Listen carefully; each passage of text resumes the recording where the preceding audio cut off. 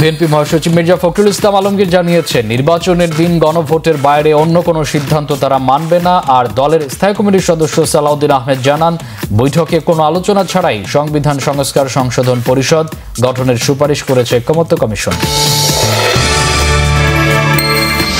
আধুনিক গণমুখী বাংলাদেশ গড়াই বিএনপির লক্ষ্য। দেশের প্রবৃদ্ধিতে গর্বের সঙ্গে অবদান রাখবে নারীরা, বললেন তারেক রহমান।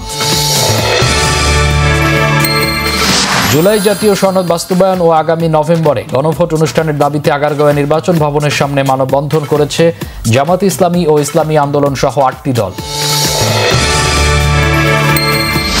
জাতীয় নাগরিক পার্টির মুখ্য সমন্বয়ক নাসির উদ্দিন পাটোয়ারি বলেছেন, গণভোট আগে না পরে তা বিএনপি ও জামাতের কুতর্ক, এতে এনসিপি জড়াবে না। এটা না করে বিএনপি জামাতের উচিত ইসিকে শক্তিশালী করা। সংসদ ও স্থানীয় সরকার নির্বাচন পর্যবেক্ষণের জন্য নির্বাচন পর্যবেক্ষণ নীতিমালা 2025 জারি করেছে নির্বাচন কমিশন। প্রযোজ্য হবে শুধু দেশীয় পর্যবেক্ষকদের জন্য। আশুলিয়ায় 6 মরদেহ পোড়ানো ও হত্যা মামলায় 16তম দিনের সাক্ষ্য গ্রহণ শেষ। পরবর্তী শুনানি আগামী বুধবার। ট্রাইব্যুনাল 1 সাক্ষ্য গ্রহণের পরবর্তী দিন ঠিক করেছে।